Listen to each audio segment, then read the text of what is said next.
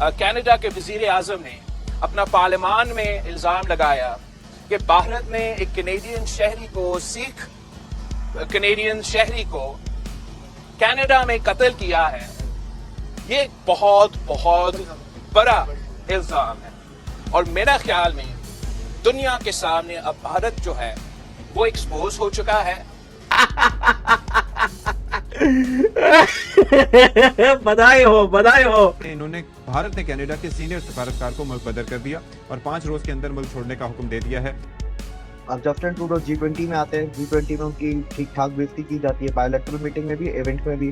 Justin Trudeau को मैं भी ये कहता हूँ, वाकई में अगर दम है ना, सारे इंडियंस को एक ही दिन में निकाल के दिखा। मैं भी देखता हूँ कि तेरा मुल्क कैसे चलता है। लेकिन एक खुशाइंद बात यह है कि व्हाइट हाउस की जानिब से जो है ना, इस पर इजहार तशवीश किया गया और कहा गया कि जो क्या कर सकते इंडिया इस काबिल हो गया, उसने अपने आप को इस काबिल कर दिया कि कनाडा जैसे इतने डेवलप कंट्री को उसने जवाब दे दिया कि उसने उसका सफीर निकाला, इन्होंने इसका सफीर निकाल दिया।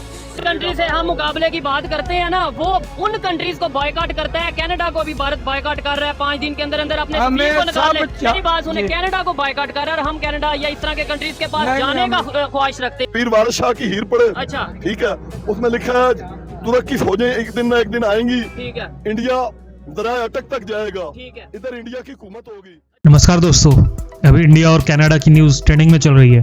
Canadian prime minister Justin Trudeau अभी G20 मीटिंग में शामिल होने दिल्ली आए थे। जाते समय उनका जहाज भी खराब हो गया था, जिसकी वजह से वो 2-3 दिन रुककर वापस कनाडा गए थे। इंडियन गवर्नमेंट ने कैनेडियन प्राइम मिनिस्टर को अपना जहाज भी ऑफर किया था, मगर उन्होंने लेने से मना कर दिया था। इन 2 से 3 दिन में पता नहीं ऐसा क्या हुआ कि कैनेडियन प्राइम मिनिस्टर ने वापस जाते ही भारत के खिलाफ जहर उगलना शुरू कर दिया। अब क्या पता इंडियन गवर्नमेंट ने दिल्ली में रहते हुए उनकी क्लास ले ली हो, तो उसका दर्द उन्होंने वापस कनाडा की पार्लियामेंट में जाके उतारा है। अब इंडिया और कनाडा के रिश्ते खराब होते देख हमारे पड़ोसी मुल्क पाकिस्तान के चेहरे पर खुशी तो आएगी, क्योंकि इनके पल्ले तो कुछ नहीं है, बस इंडिया से कोई बुरी खबर की आस लगाए बैठे रहते हैं। खेल के मैदान में या फिर इंटरनेशनल पॉलिटिक्स में हो, कोई भी नेगेटिव खबर इंडिया के खिलाफ आई नहीं कि इनका भोपो शुरू हो जाता है। बिलावल भुट्टो भी उनमें से एक पाकिस्तानी नेता है, मगर इनको कौन समझाए कि अब इंडिया को कोई फर्क नहीं पड़ता इन छोटी मोटी चीजों से। तो चलिए आगे देखते हैं कि इंडिया और कनाडा के खराब होते हुए रिश्ते के बारे में पाकिस्तानी क्या सोचते हैं। हमारे चैनल को सब्सक्राइब करें और बेल आइकन दबाएं। बिलावल भुट्टो जरदारी ने कहा है कि इंडिया एक दहशतगर्द मुल्क है, इंडिया एक गुंडा बन चुका है, और उन्होंने कहा है कि जी पूरी दुनिया पर ये बात आज साबित हो चुकी है, पूरी दुनिया इंडिया से डरती है। बिलावल भुट्टो जरदारी ने ये बयान दिया इस पर। बिलावल भुट्टो जरदारी की क्या मैं बात करूं, जिसको कोई उसको पता नहीं क्या बात करनी क्या नहीं।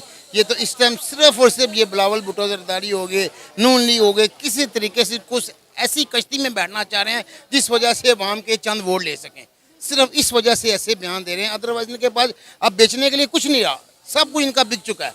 ये कुछ चीज़ ऐसी कह रहे हैं, कोई मंजन बेच रहे हैं, कोई चीज़ बेच रहे हैं जिस वजह से अवाम के थोड़े दिन में, लेकिन अवाम को शोर आ गया है, अब अवाम इनके हथे नहीं चढ़ेगी। इंडिया ने कनाडा के सफारतकार को कहा है कि 5 दिन के अंदर अंदर आप मुल्क छोड़कर चले जाएं।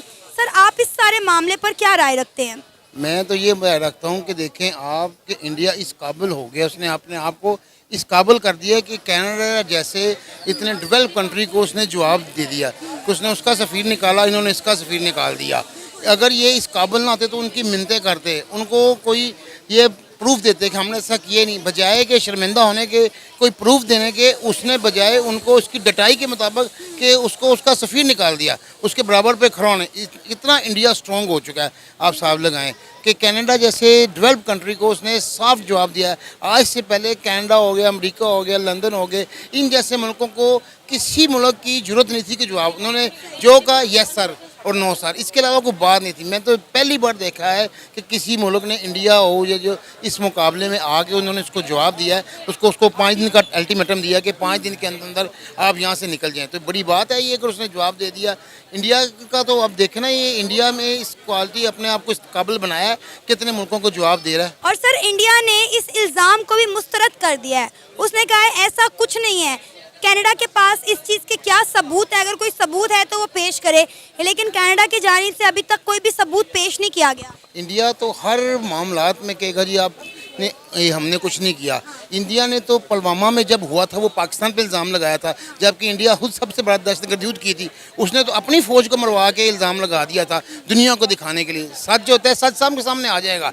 ये बहुत जल्द, तब भी इनको पाकिस्तान को बदनाम करने की उसने कहा जी इसने किया है, पाकिस्तान में टेररिस्ट है, ये है वो है, लेकिन उसको पता चल गया, बाद में प्रूफ मिल गया, पूरी दुनिया ने देखा कि इंडिया गलत था, इंडिया ने रॉन्ग किया था। इंडिया ने खुद ही सारा अपना ड्रामा रचाया था। इस तरह इंडिया अब ये कह रहा है जी सबूत दें, ये करें वो करें, जबकि इंडिया में मेरे हिसाब से इंडिया मुलव्वस 100% हो सकता है। अच्छा सर, अभी इस सारे मामले में आपको लगता है कि पाकिस्तान का कूदना बनता है? पाकिस्तान के तो बेचारे की खुद अपनी सिस्टम इस तरह का कि वो अपने मामला नहीं सीधा कर सकता, किसी के मामला क्या सीधा करेगा? अपने पाकिस्तान कूद पड़ा है ना, मतलब किसी के मुद्दे में, किसी के मसले में हमारे फॉरेन मिनिस्टर का टांग अड़ाना नहीं बनता भाई। ना आप 3 में है, ना आप 13 में है, फिर आप कहते हैं कि इंडिया हमारा दुश्मन हो गया। सबसे पहली बात तो ये है कि जो बिलावल है ना, अगर वो इस वक्त हुकूमत में होता है ना तो शायद वो ये बयान ना देता। अभी तो जो होती है ना स्कोरिंग पॉइंट हो रहा है।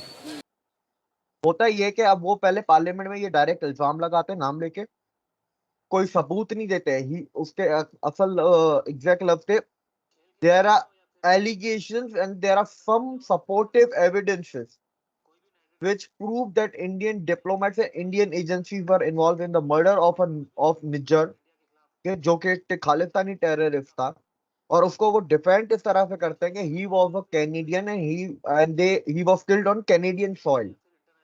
ठीक है, सुबह होती एमईए वाले कनाडा के हाई कमिश्नर को कैमरून को बुला लेते हैं एमईए में, बोलते हैं कि आप फटाफट, आपके पास 10 से 15 मिनट जितनी भी हैं, आप एमईए में तलब हो जाएं।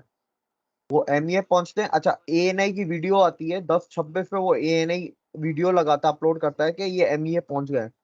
10:30 पे वीडियो लगाता है, वो निकल रहे हैं 4 मिनट में।